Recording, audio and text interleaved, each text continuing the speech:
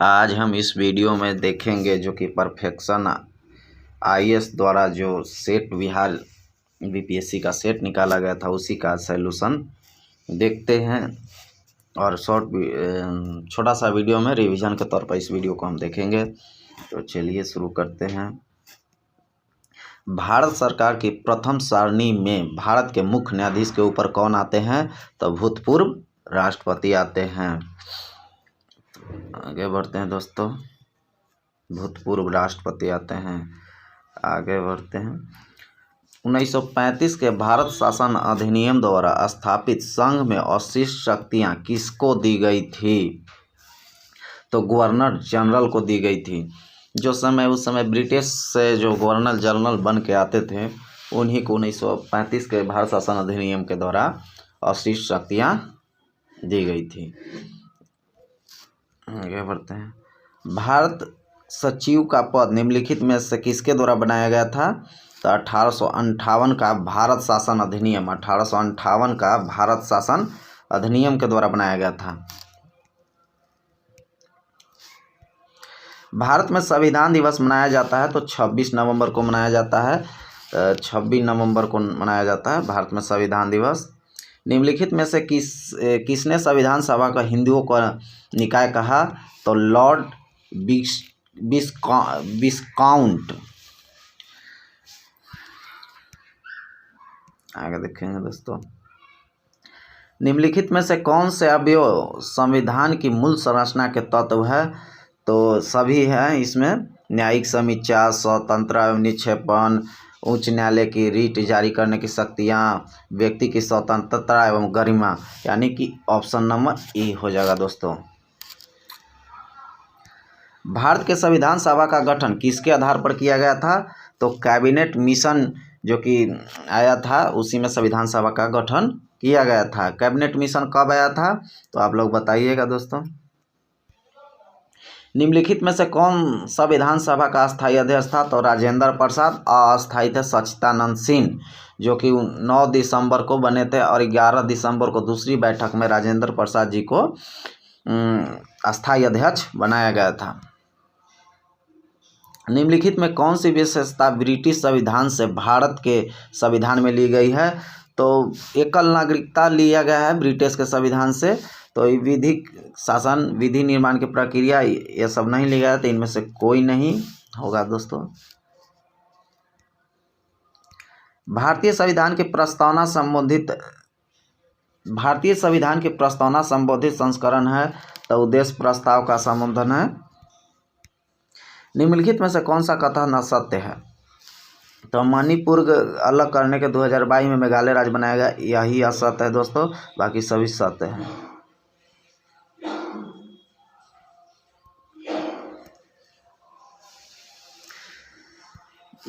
देशी रियासतों के एकीकरण में सरदार पटेल के अलावा निम्न में से किन 2 व्यक्तियों को प्रमुख भूमिका निभाई गई थी? तो उसमें निभाए थे लॉर्ड बीबी मेनन और लॉर्ड माउंटबेटन, यानी ई हो जाएगा ऑप्शन नंबर। नागरिकता अधिनियम 1955 के अंतर्गत निम्नलिखित में से कौन सी रीति नागरिकता प्राप्त करने की रीति नहीं थी? तो यानी कि इसमें वंशागरुमत थी, पंजीकरण थी, राज्य का सम्मिलित होना था, विदेशी नागरिकता का दोहरी नागरिकता ये नहीं था।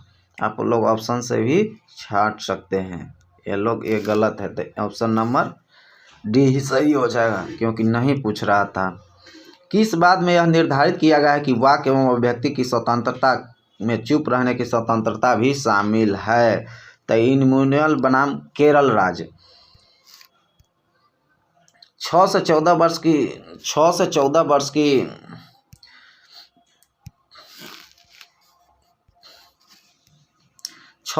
वर्ष के बच्चों के अनिवार्य निःशुल्क शिक्षा के अधिकार दायित्व को किस संविधान संशोधन द्वारा मौलिक संविधान संशोधन में? तो शिक्षा कहेगा दोस्तों तो 2002 में 86वां संशोधन और 42वां संशोधन हुआ था 1976 में। 42वां संविधान संशोधन को लघु संविधान संशोधन भी कहा जाता है। अब 52वां संविधान संशोधन 1985 में हुआ था दोस्तों, जिससे दल बदल जोड़ा गया था। भारतीय संविधान में कौन सा अनुच्छेद अल्पसंख्यक वर्गों को शैक्षणिक संस्था स्थापित करने और संचालित करने का अधिकार उपलब्ध करवाता है? तो अनुच्छेद 30 हो जाएगा। अनुच्छेद आप लोग महत्वपूर्ण जो अनुच्छेद है उसको याद रखिएगा, क्योंकि डायरेक्ट हूबहू पूछ देता है। जो क्वेश्चन इजी होते हुए भी गलत होने की संभावना होती है। कौन सा समादेश किसी अवैध व्यक्ति को सरकारी पद को बचाने के लिए जारी किया जाता है? तो हो जाएगा अधिकार परीक्षक। ऐसे में अधिकार के लिए लोग रहते हैं, तो ऐसे भी इसको आप इस तरह से रिलेट करके भी याद रख सकते हैं। भारतीय संविधान में अंतर्राष्ट्रीय शांति और सुरक्षा की अभिव्यक्ति का उल्लेख है? तो राज्य के नीति निर्देशक तत्व में उल्लेख है। 42वां संविधान संशोधन द्वारा किस अनुच्छेद के माध्यम से श्रमिकों को प्रबंध में भागीदारी सुनिश्चित की गई? तो अनुच्छेद 43 के क में। भारतीय संविधान निम्नलिखित में से किस समिति की सिफारिश पर भाग 4A का मूल्य कर्तव्य को शामिल किया गया? तो स्वर्ण सिंह समिति के द्वारा। निम्नलिखित में से कौन सा भारत के राष्ट्रपति के निर्वाचक मंडल का तो भाग है, किंतु महाभियोग अधिकरण का भाग नहीं है? तो राज्यों को विधिन सभाएं। निम्नलिखित में से किसी भौगोलिक क्षेत्र को अनुसूचित क्षेत्र घोषित करने का संवैधानिक अधिकार है? तो राष्ट्रपति को अधिकार है। अध्यादेश जारी करने का अधिकार राष्ट्रपति का कौन सा अधिकार है? तो विधि अधिकार है। भारत के राष्ट्रपति तथा उपराष्ट्रपति के निर्वाचन से जुड़े सभी विवादों की जांच और निर्णय किसके द्वारा किया जाता है? तो सर्वोच्च न्यायालय द्वारा किया जाता है। निम्नलिखित में से कौन से राष्ट्रपति के पश्चात पर्यंत अपना पद धारण करते हैं? तो भारत का महान्यायवादी।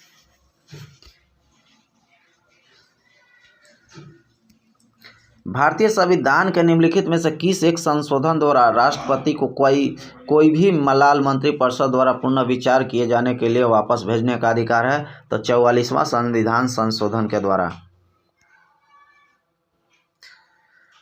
सॉरी दोस्तों, संशोधन यहाँ पे नहीं होगा।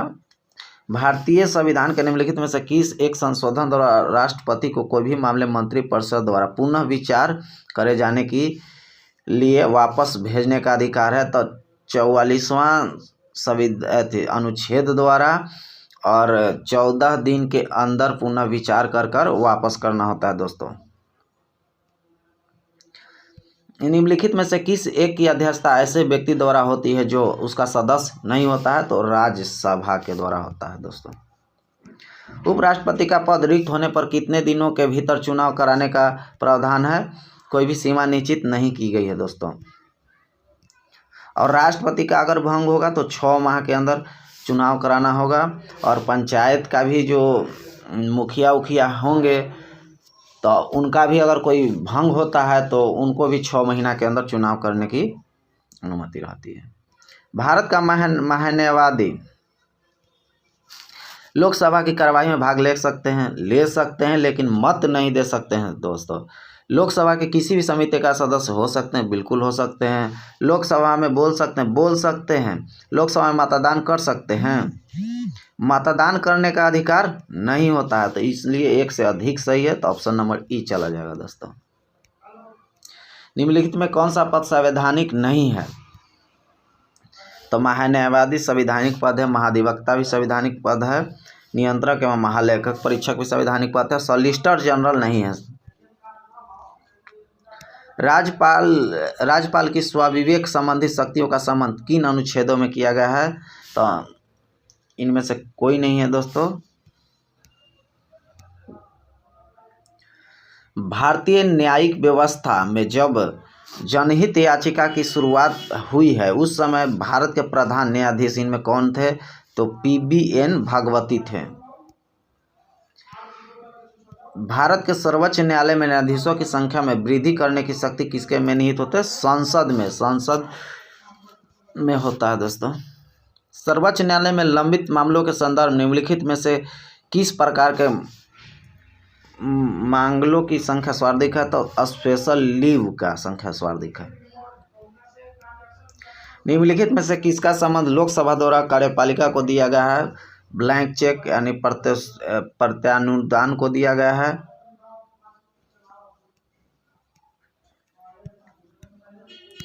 निम्नलिखित में से किसे राज्यसभा में पहले पेश नहीं किया जा सकता है? तो वार्षिक वित्तीय विवरण को।